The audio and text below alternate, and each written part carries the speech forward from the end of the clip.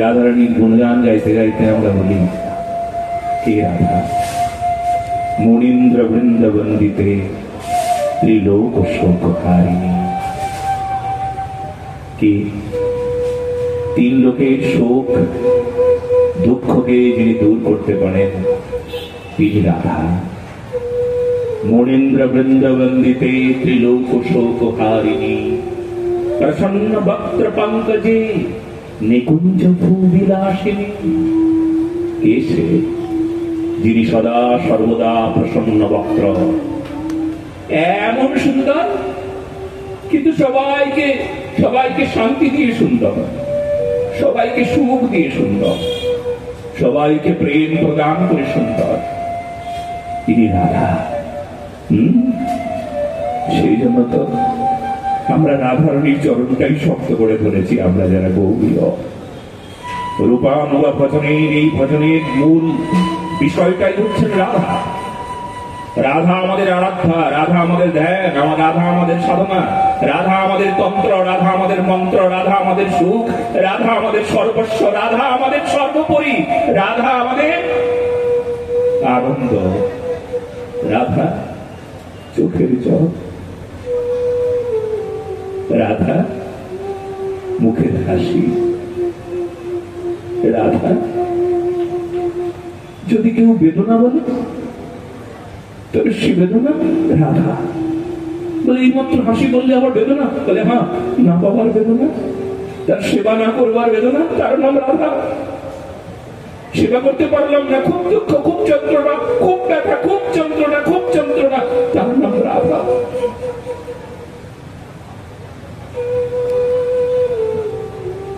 রাধারানীর কত যন্ত্রণা হচ্ছে। যদি বৃন্দাবনে সবাই যদি অমন বিরহে অন্ধকারে আচ্ছন্ন হয়ে আছেন, কৃষ্ণ সূর্য মথুরা মানে পশ্চিম গগনে ঢলে পড়েছে, হ্যাঁ, অন্ধকার চারিদিকে, অন্ধকার, অন্ধকারের মাঝে না, এটা চাঁদের আলো। তবে এই চন্দ্রমুখী আর কেউ না, রাধা। বৃন্দাবনে চাঁদের আলো এখনো আজকে, মানে রাধার আনন্দ, রাধা নামের আনন্দ, রাধা তত্ত্বের আনন্দ, রাধারানীর সেবার আনন্দ। তাই এই চন্দ্র অন্ধকার আকাশে বড় আলো দিচ্ছেন। কৃষ্ণ কি করছেন জানো? এই রাধা চন্দ্রের জ্যোৎস্নায় তার সারাটা শরীর ঝলমল ঝলমল করে উঠছেন। রাধা চন্দ্রের জ্যোৎস্নার প্লাবনী প্লাবিত হচ্ছে ভগবান কৃষ্ণচন্দ্রের হৃদয়খানি। তারই কথা কয়ে কয়ে বেড়াচ্ছেন উদ্ধব মহারাজ। কি উদ্ধব? ওই দেখো চাঁদ উঠেছে, ভালো করে দেখো চাঁদটা কোথায়? বৃন্দাবনে, বৃন্দাবনের চাঁদ দেখো ভালো করে। ওই চাঁদের মধ্যে কোনো কলঙ্ক নাই, পরিষ্কার দেখতে পাচ্ছ। ওই চাঁদে কোনো অন্ধকার আছে? বলে না, সত্যি এমন চাঁদ তো কখনো দেখিনি। চাঁদে অন্ধকার থাকে, চাঁদে কলঙ্ক থাকে, কিন্তু এই চাঁদে তো কোনো কলঙ্ক দেখতে পাচ্ছি না। ব্যাপার কি? এই চাঁদে অন্ধকার শূন্য চাঁদ, শুধু আলো আলো। বলে কেন জানো?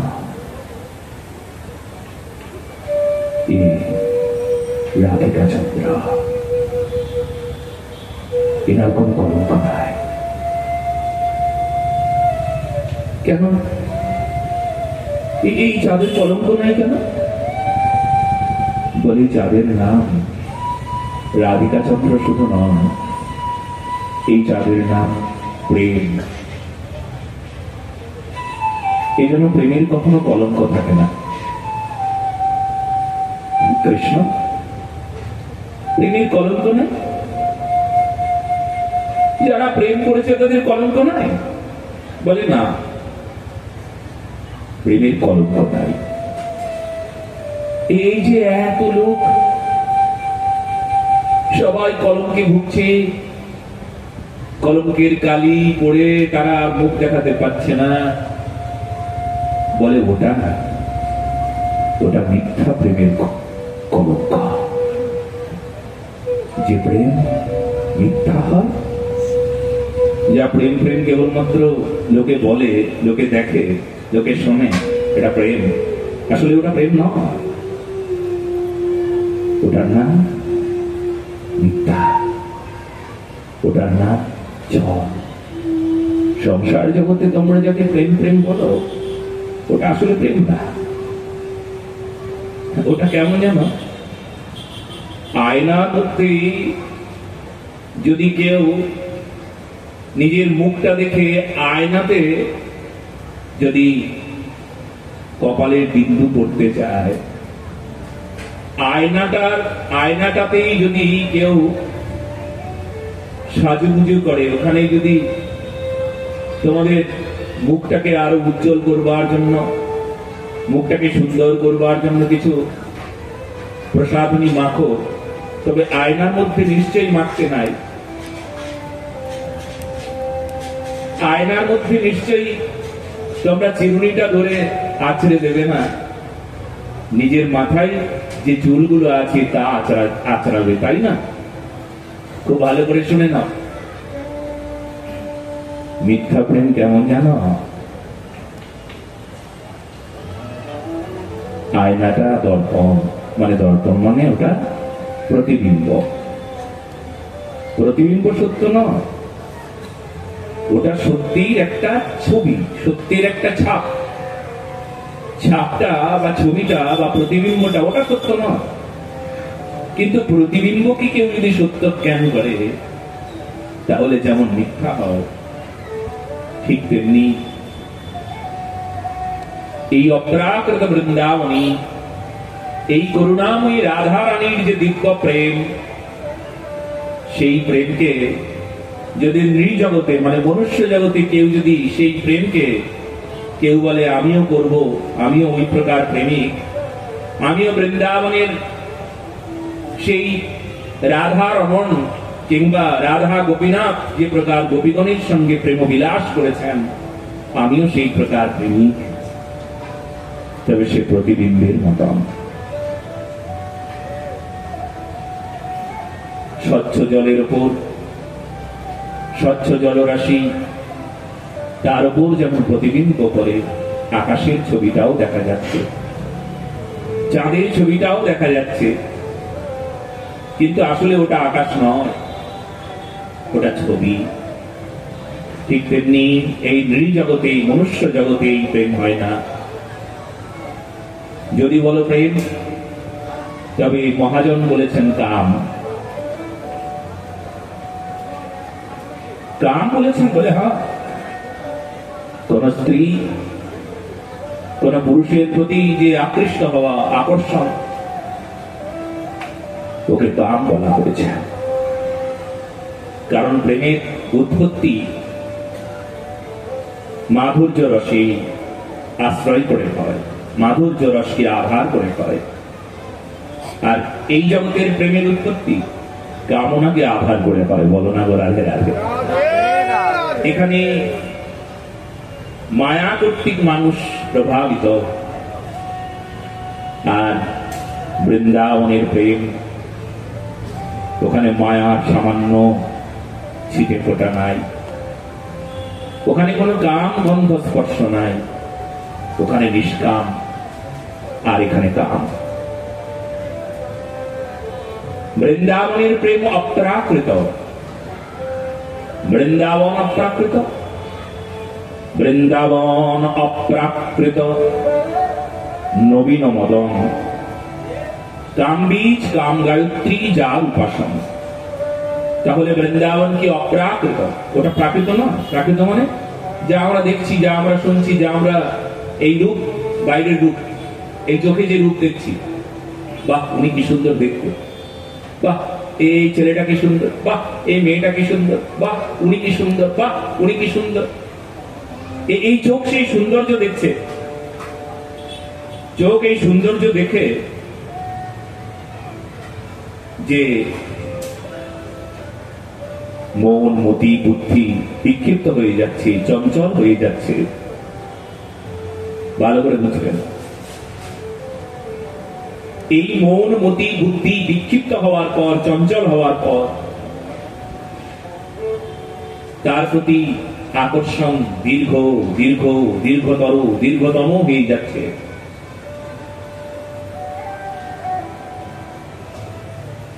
একে আসলে প্রেম বলে না, এর নাম কাম। বলে কেন? বলে মূল যে বিষয় এখানে প্রাকৃত বিষয়, প্রাকৃত রূপ। প্রাকৃত রূপ কোন চোখ দেখছে? প্রাকৃত চোখে দেখছে। প্রাকৃত শব্দ শুনবার জন্য, যাকে ভালোবাসি তার দুটো শব্দ শুনবার জন্য বড় আগ্রহ, বড় ইচ্ছা। একটু যদি কিছু বলতো, আমি যারে ভালোবাসি সে যদি আমায় একবার ডাকতো, আমার সঙ্গে দুটো কথা বলতো, খুব ভালোবাসি তো, তার দুটো শব্দ আমার কানে আনন্দ দেয়, তার রূপ আমার চোখে আনন্দ দেয়, আমার মনে আনন্দ দেয়। রূপ, রস, গন্ধ, স্পর্শ, শব্দ সবকিছুই প্রাকৃত। তবে এই প্রাকৃত বিষয় যা কিনা কাম, এ প্রেম নয়, এ প্রেম এখানে হয় না।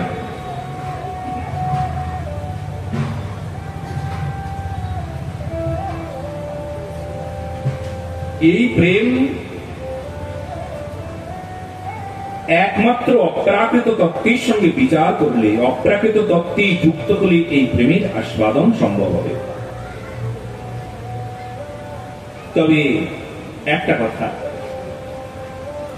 এই প্রেম বিজ্ঞানের বিশেষ গবেষণা আজকে আপনাদের জানিয়ে দিচ্ছি। যদি এই উন্নত উজ্জ্বল স্তরের রস, এই প্রেমের আস্বাদন কেউ করেন, এই প্রেমের অনুভব যদি কারোর হৃদয়ে একবার জাগলো, তবে মিথ্যা জগতের প্রেম থেকে আপনি নিস্তার পেয়ে যাবেন। একদম 100% গ্যারান্টি। বলো না গোড়াতে রাখবে। তখন কি হবে জানেন? দেখিলাম স্বপ্ন মতো ডাকিছে কাহারে, যে ডাকিল সে মনের মাঝারে প্রিয়তম সে।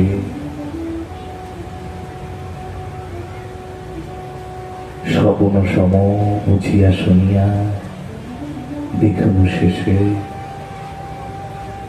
মায়া এসে কহে মিথ্যা প্রেম যা।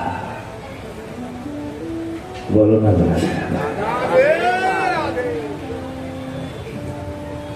এই জন্য সংসার জগতের মানুষরা কি করছে জানো বাবা? সবাই এই কামকে জাগরণ করতে চাইছে। কামকে জাগাও, কামকে জাগাও, যত বড় কামকে জাগাও। প্রেমকে জাগালে কাম নিচে নেমে যায়। যদি কারোর হৃদয়ে প্রেমকে জাগাতে পারো তবে কাম নিচে নেমে যায়, কাম থাকে না। আর কাম যদি জাগে তবে প্রেম থাকে না। বলো না বলা যায় না? জগতের মানুষ কাম জাগানোর জন্য ব্যস্ত। কি করে আরো বেশি বেশি করে কাম জাগাবো? কারণ কামনার একটা আনন্দ আছে, সেই সংক্ষিপ্ত আনন্দ। স্বল্প আনন্দের জন্য বৃহৎ আনন্দকে জলাঞ্জলি দিতে এক মুহূর্ত ভাবেন না। এটাই কলিকালের মানুষের অশান্তির একমাত্র কারণ। বৃহৎ আনন্দকে প্রাপ্তির জন্য স্বল্প আনন্দকে বেছে নিয়েছে মানুষ, অল্পক্ষণের আনন্দ। এই জন্য বৃহৎ আনন্দের জন্য আপনার ত্যাগ, তিতিক্ষা, বৈরাগ্য, আরাধনার প্রয়োজন। ভক্তির পথে আধ্যাত্ম বিজ্ঞান এটাই আমাদের বলে, এটা আমাদের বুঝিয়ে দেয়। এই জন্যই আমরা এই প্রেমের দরবারে এসেছি, জানবো মিথ্যা প্রেম কি। সেই দিন একটা ছাত্র শিবিরে আমি এই গবেষণামূলক এই বিষয়টি নিয়ে আস্বাদন করানো হচ্ছিল। অনেক ছাত্ররা আছেন, সবাই যুবক, 16, 17, 18, 19, 20, 21, 22, 23 বছর, 24 বছরের ছাত্ররাও আছেন, ইউনিভার্সিটির ছাত্ররাও আছেন, এছাড়াও যুবক যুবতীরা অনেকেই আছেন। ছাত্রদের মধ্যে একটা এমন একটা ভাব এলো, আমাকে সবাই বলতে শুরু করলো, মহারাজজি তাহলে আমরা এই যে করলাম সব সব বেকার হয়ে গেল? বলে হ্যাঁ, একদম বেকার। আমি ওদেরকে বললাম, আচ্ছা তোরা বল, এতদিন ধরে তোদের সময় নষ্ট, বুদ্ধি নষ্ট, সময়টা যদি তোদের জীবনের উন্নতির ক্ষেত্রে লাগাতে পারতিস, বিদ্যা অর্জনের ক্ষেত্রে লাগাতে পারতিস, তাহলে জীবন বদলে যেত কিনা? বলে হ্যাঁ মহারাজ, সময় অনেক নষ্ট হয়ে গেল, হায় হায়, শেষ হয়ে গেল। মানুষ কামনার জন্য যতটুকু সময় ব্যয় করে, তার যদি 1/3 অংশ যদি আত্মন্তিক উন্নতির জন্য, মানুষের মনের উন্নতির জন্য, বুদ্ধির উন্নতির জন্য যদি একটু সময় ওখানে খাটাতো, লাগাতো, তাহলে জীবন বদলে যেত, সূত্রে যেত, বড় না গোড়াতে। এই জন্য চৈতন্য চরিতামৃত বলছেন, আত্মেন্দ্রিয় প্রীতি ইচ্ছা তারে বলি কাম, কৃষ্ণেন্দ্রিয় প্রীতি ইচ্ছা ধরে প্রেম নাম। আত্মেন্দ্রিয় প্রীতিকে কাম বলা হলো, কাম ওটা কাম। কৃষ্ণেন্দ্রিয় প্রীতি ইচ্ছা ধরে প্রেম নাম। এই জন্য আত্মেন্দ্রিয় প্রীতি, ইন্দ্রিয়গণের সুখের নিমিত্তে যা, তাকে কাম বলা হয়েছে। আমার ইন্দ্রিয় সুখী হচ্ছে, আমার চোখ সুখ অনুভব করছে, আমার মনের আনন্দ হচ্ছে, আমার প্রতিটি ইন্দ্রিয় আনন্দের অনুভবে আমাকে বড় জাগিয়ে রেখেছে, বড় মাতিয়ে রেখেছে, নেশাগ্রস্ত মানুষের মতন করে রেখেছে। কিন্তু আদৌ ওটা বিশুদ্ধ প্রেম নয়, ওটা প্রেমের আংশিক একটা ঝলক, মিথ্যা, স্বপ্নের মতন। স্বপ্ন যেমন সত্য নয়, ওটাও ঠিক একই রকম সত্য নয়। তবে প্রেমের উৎপত্তি কোথায়? প্রেমের উৎপত্তি নিষ্কাম সাধনা থেকে। নিষ্কাম সাধনাই প্রেমকে উৎপত্তি দেয়, প্রেমকে জন্ম দেয়। চলুন আজ করুণাময়ী রাধারানীর এই কথা শুনেই আমরা বুঝলাম, তাহলে বৃন্দাবনে রাধারানী বেঁচে আছেন সেই সময়। বলে কেন? হ্যাঁ, আসলে লীলার জগতের কথা। আর এই কথা আমরা শ্রবণ করে যেন এটা না ভাবি, তাহলে আপনি এই সর্বেশ্বরী করুণাময়ী রাধা রানী, যিনি জগতের ঈশ্বর, তারও আবার ঈশ্বরী রাধা, বলে সর্বেশ্বরী, কৃষ্ণেশ্বরী। এই সর্বেশ্বরী রাধা রানীকে আপনি তাহলে লীলার জগতে অমন করে কেন দাঁড় করাচ্ছেন? আসলে লীলার জগৎ দিয়ে বিচার করলে লীলাতে প্রবেশ করতে হয়, লীলার অনুভবটা থাকতে হয়। তা না হলে রাধারানীকে মনে হবে যে কি কিছুই বুঝতে পারছে না, কিছুই জানতে পারছে না, কেবলমাত্র এই প্রেমের চিত্রটা রচনা করবার জন্য ভগবান কৃষ্ণ আর রাধারানীর এই লীলার বিস্তার, এই আনন্দ, এখানে প্রবেশের তোমার অধিকার হলে তুমি বুঝবে যে এটি লৌকিক জগতের কোনো কথা নয়, লৌকিক কোনো মিলনের উৎসব নয়। এটা কিন্তু ধ্যান রাখতে হবে। বলো না ওরা? তো রাধারানী কাঁদতে কাঁদতে এই সমস্ত সখীদের বলছেন, জানিস আমার সব চুরি হয়ে গেল, সব শেষ। মনোহরা রূপে বধূ আমি কে একা শুধু, যার দেহ মন প্রাণ সব নিল চলে। এই আমার মতন কি তোদেরও হয় রে? আমার মতন কি তোদের অমন চুরি হয়ে গেছে রে? তোরা অমন করে কাঁদছিস কেন? তোরা আর কাঁদিস না, তোরা কেন কাঁদছিস? আমার চুরি হয়ে গেছে, আমি কাঁদবো? তোদের যন্ত্রণা আমি সইতে পারি না রে। কিন্তু সব সখীরা বলছে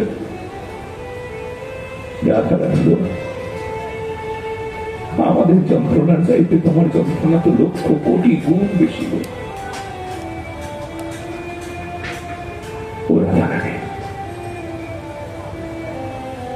রাধারানী বলছেন, মনোহরা রূপে বধূ, আমি কি একা? শুধু আমি কি একা?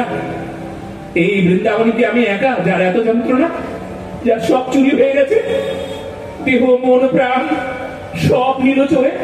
ওই চোর মথুরায় চলে গেল, সব চুরি করে নিয়ে মথুরায় চলে গেছে। এখন মথুরায় গিয়েছে, তারা ধরবো, সেই সামর্থ্য যে নাই রে সই। এই একমাত্র কি আমার এই কষ্ট ঘিরে না তোদেরও যন্ত্রণা? বাবা শ্রী কৃপায় এই দাসের দ্বারা লিখিত এই ভজনটা আপনারা সবাই আস্বাদন করুন, সবাই মন দিয়ে শোনো। মনোহরা রূপে বধূ, আমি কি একা শুধু, যার তনু মন কুলমান সব নিল চোরে, যার তনু মন কুলমান সব নিল চোরে। মনোহরা রূপে বধূ,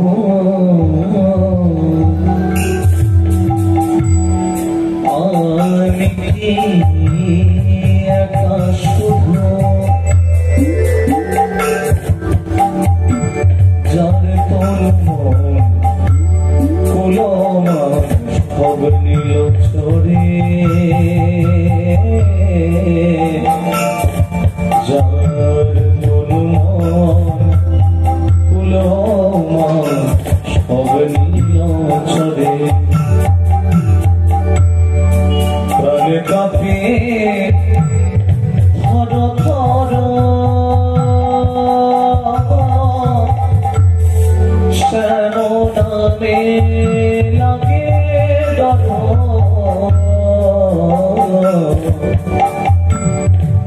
প্রাণ কাঁপে থর থর,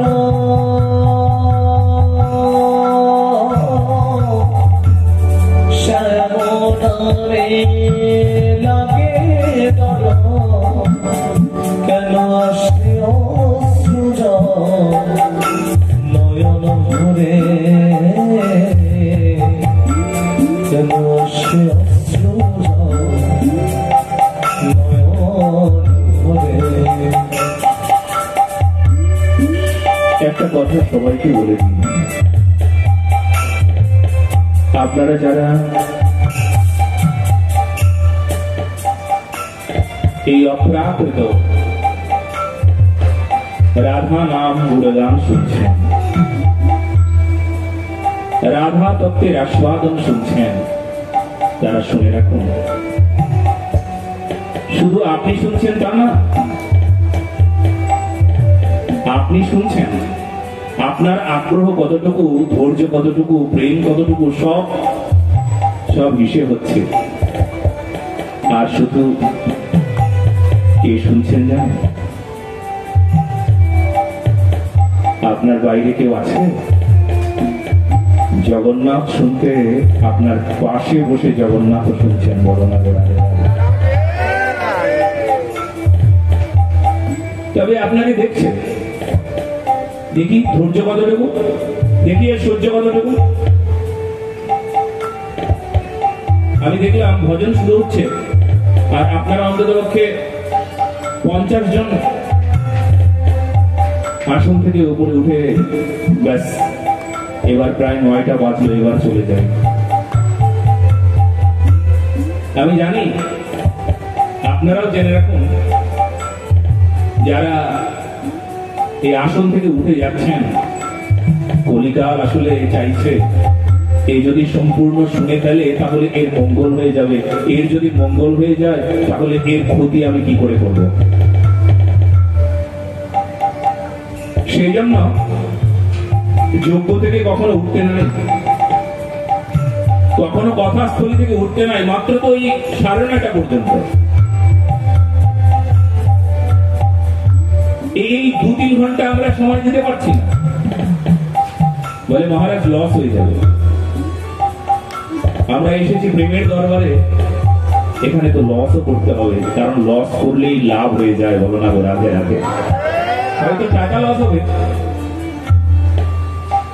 হয়তো দোকানের কাজটা, হয়তো ব্যবসার কাজটা, হয়তো বাড়িতে একটু ধমকানি, আপনার স্বামী দেবতা ধমকে দেবে, আপনি এখন বাড়িতে না গেলে অনেকটা লেট হয়ে যাবে, খুব সমস্যা হোক, সমস্যা হোক, সমস্যা হোক, এই 4টা দিন খুব সমস্যা হোক, কিন্তু সারা জীবনের জন্য সমাধান নিয়ে যাব। আর এই 4 দিনের জন্য এইটুকু সমস্যা দিতে পারবো না, বলো না গো। সেই জন্য সবাই ধৈর্য ধরুন। কেউ যদি ভাগবত কথা মঞ্চ থেকে উঠে যায়, আসলে কি হয় জানেন? আসলে কলিকাল বলে চল চল চল, তুই এখানে বসিস না, তোর মঙ্গল হয়ে যাবে। কেন জানিস? এই মঙ্গলময় ভগবান জগন্নাথ পর্যন্ত ভাগবত কথা শুনছে ওখানে বসে বসে, বলো না গো। জগন্নাথ পর্যন্ত শুনছেন, কারণ নিয়ম আছে, যখন রাধারানীর কথা হয় তখন আমার ভগবান জগন্নাথ, আমার ভগবান কৃষ্ণ মানে জগন্নাথ, উনি কি করে জানো?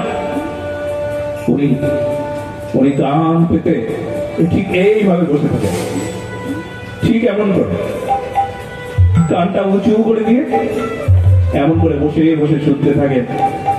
বলে আমার সব চাইতে প্রিয় কথা, জগতে যত কথা আছে আমাকে এই সুখ দিতে পারে সেই কথা আজ আমি শুনছি। সেই জন্য দয়া করে এই ভাগবত কথারই অঙ্গ কি জানেন? এই ভজন। আর এই দাসের লেখা, আমাকে ভালোবাসেন আপনারা? ভালোবাসেন কি না? এই দেখুন সবার হাত উঠেছে। আপনারা আমাকে ভালোবাসেন? যদি ভালোবাসেন তবে এই দাসের দ্বারা লিখিত হওয়া এই ভজনটা, এটা তো আপনাদের জন্য রাধারানী লিখিয়েছেন, বাবা শ্রী কৃপা করেছেন, তাই না? অতএব আপনাদের শুনতেই তো হবে, হবেই শুনতে, বলো না রাধা। দুটো হাত উপরে তুলে করতালি, মিষ্টি মিষ্টি সেবার সঙ্গে সবাই একসঙ্গে।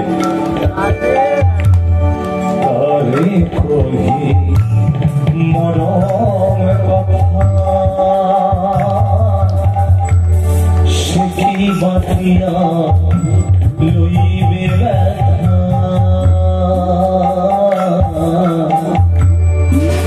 তবে কহি মরম কথা সে কি বাঁধিয়া লইবে ব্যথা, তবে মন ব্যথা কিছু কি কম হবে। ভাবি হেন রূপ প্রভু নাহি দেখিব, এলামুখে প্রভু না উচ্চারিব। রাধারানী বলছেন, আমি ভাবি এই সর্বনাশা নাম আমি আর মুখে উচ্চারণ করব না। আমি ভাবি এই রূপ আর কখনো দেখবো না, দেখলে নিচে আর পারি না। এই নাম উচ্চারণ করলে আমি আর বাঁচি না, ভাবি আমি। কিন্তু আমার কি হয় শোনো, আমার কি হয় শোনো। আমারে বানাইয়া যন্ত্র ওই বাঁশির বসি করণ মন্ত্র, আমারে বানাইয়া যন্ত্র ও বাঁশির বসি করণ মন্ত্র, রাখো